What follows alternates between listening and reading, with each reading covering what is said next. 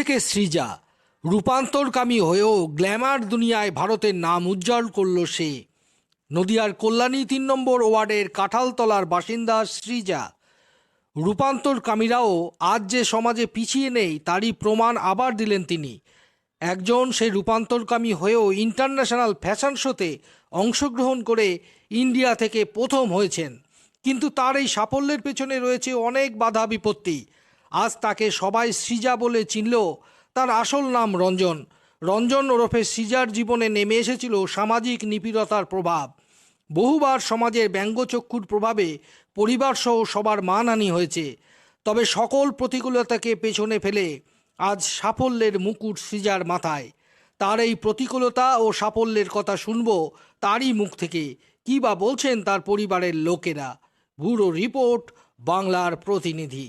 জন্য আমি নিজেকে নিজের সঙ্গে অনেক লড়াই করতে হয়েছে, সমাজের সঙ্গে লড়াই করতে হয়েছে, অনেক ক্ষেত্রে মানে সমস্ত জায়গা থেকে লড়াই করতে হয়েছে। আজকে সেই জায়গা লড়াই করতে করতে একটু একটু করতে করতে নিজেকে তৈরি করতে করতে আজকে নিজেকে এই জায়গাটা আনতে পেরেছি আমি। আচ্ছা, সবাই তো বলে যে রূপান্তর মানে একটা সমাজে পিছিয়ে পড়া, ওদেরকে দিয়ে কিছু হবে না। এই যে বাধাগুলো, সেই বাধাটা তো এসছে নিশ্চয়ই তোমার কাছে। হ্যাঁ, 100 বার এসে, অনেক ক্ষেত্রে এসে হয়তো আমাকে দেখে সবাই ফার্স্ট টাইম একটা মেয়েই ভাবে যে না একটা মেয়ে। তারপরে আমি যখন তার সাথে কথা বলতে বা কোনো রকম তখন অনেক রকমের পিছিয়ে মানে আমাকে এড়িয়ে যাওয়ার ব্যাপারটা আমি দেখতে পেয়েছি। এই জিনিসগুলো আমার সঙ্গে হয়েছে। তো সেইখানে তাদের আমি বিশেষ করে সেই ব্যক্তিদের দেখাতে চাই যে না, আমরাও পারি। তো এখানে যে তুমি আজকে যে কম্পিটিশনে জিতেছো, সেটা কম্পিটিশন কোথায় আয়োজন হয়েছিল? এটা কানপুরে হয়েছিল। আমি আমাদের কলকাতায় একটা আলপিন নবজীবন ওয়েলফেয়ার সোসাইটিতে ডান্স ট্যালেন্ট শোতে পার্টিসিপেট করলাম। ওইখানে আমি ভালো, আমাদের মদন মিত্র স্যার ছিল, রচনা ব্যানার্জি ছিল ওইখানটায়, তারপরে সম্রাট স্যার ছিল, এরকম অনেক লোক ছিল। তো সেইখান থেকে আমার জার্নিটা শুরু হয়। তো আস্তে আস্তে আজকে এখন নিজেকে এই জায়গায় তুলতে পেরেছি। তো তুমি যে দিল্লিতে প্রোগ্রামটা অ্যাটেন্ড করে আজকে জয়ী হয়েছো, তো সেখানে তুমি ভারতকে রিপ্রেজেন্ট করেছো, তোমার সাথে হয়তো আরো অনেকে ছিল। হ্যাঁ, তো কেমন লাগছে ভারতকে রিপ্রেজেন্ট করতে? মানে নিজেকে তো প্রচন্ড নার্ভাস ফিল হচ্ছিল যে আমি পারবো কি পারবো না। তো ফাইনালি তারপরে মা বাবা আশীর্বাদ ছিল আমার সঙ্গে। তারপরে আমার একটা ফ্রেন্ড আছে যে বিল্টু নাম, ও আমাকে প্রচন্ড সাপোর্ট করেছে।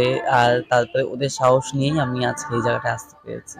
তো সমাজে যাই নাই বলুক, মা বাবার সাপোর্টটা কতটা পেয়েছো? মা বাবার সাপোর্টটা সবসময় পেয়েছি, কিন্তু মা বাবাকে হয় না যে, যেহেতু এটা তো একদম প্রপার টাউন না, তাই তাদেরও প্রবলেম ফেস করতে হয়, আমার জন্য এখনো করতে হয়। বা যে সেটাই আমি বলতে চাই সমাজকে যে আমরাও মানুষ, আমরা কোনো মেশিন মানে কোনো তৈরি করা জিনিস না। তাই আমি এটা বলবো, যে যেভাবে হোক তাকে সেভাবে অ্যাকসেপ্ট করা উচিত। তোমার মতো তো অনেকেই রয়েছে এখানে, যদি গ্রামে গঞ্জে ঘুরি তোমার মতো অনেকেই পাবো। হ্যাঁ, হ্যাঁ, তো তাদেরকে তুমি কি বার্তা দিতে চাও? তাদেরকে এটাই বলতে চাই, সামনে এগিয়ে আসো, আমাকে দেখে সাহস পাও। এবার অনেকে তো কল্যাণী কাঁঠালতলা ৩ নম্বর ওয়ার্ড। আজকে এত সুন্দর একটা কম্পিটিশনে জিতেছে, কেমন লাগছে আপনার? আমাদের ভালো লাগছে। তো এই জার্নিটাই আপনারা কেমন ভাবে পাশে ছিলেন? আমরা সবসময়ের জন্য ওর পাশে আছি, পাশে ছিলাম। ছোটবেলায় যখন জানতে পারলেন যে ও এরকম, সমাজে অনেক কিছু বাধা বিপন্ন এসেছে, সেখান থেকে কিভাবে মেয়েকে সাহায্য করেছেন?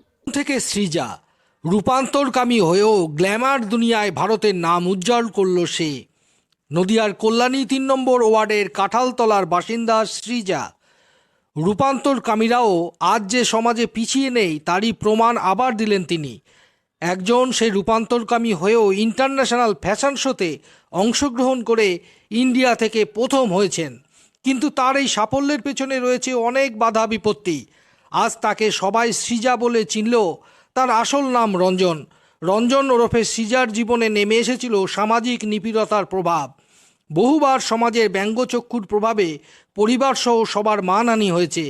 তবে সকল প্রতিকূলতাকে পেছনে ফেলে আজ সাফল্যের মুকুট সৃজার মাথায়। তার এই প্রতিকূলতা ও সাফল্যের কথা শুনব তারই মুখ থেকে। কী বা বলছেন তার পরিবারের লোকেরা। ব্যুরো রিপোর্ট, বাংলার প্রতিনিধি। জন্য আমি নিজেকে নিজের সঙ্গে অনেক লড়াই করতে হয়েছে, সমাজের সঙ্গে লড়াই করতে হয়েছে, অনেক ক্ষেত্রে মানে সমস্ত জায়গা থেকে লড়াই করতে হয়েছে। আজকে সেই জায়গা লড়াই করতে করতে একটু একটু করতে করতে নিজেকে তৈরি করতে করতে আজকে নিজেকে এই জায়গাটা আনতে পেরেছি আমি। আচ্ছা, সবাই তো বলে যে রূপান্তর মানে একটা সমাজে পিছিয়ে পড়া, ওদেরকে দিয়ে কিছু হবে না।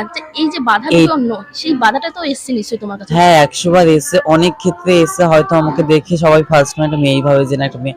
তারপরে আমি যখন তার সাথে কথা বলতে বা কোনো রকম তখন অনেক রকমের পিছিয়ে মানে আমাকে এড়িয়ে যাওয়ার ব্যাপারটা আমি দেখতে পেয়েছি। এই জিনিসগুলো আমার সঙ্গে হয়েছে। তো সেইখানে তাদের আমি বিশেষ করে সেই ব্যক্তিদের দেখাতে চাই যে না, আমরাও পারি। তো তো এখানে যে মানে তুমি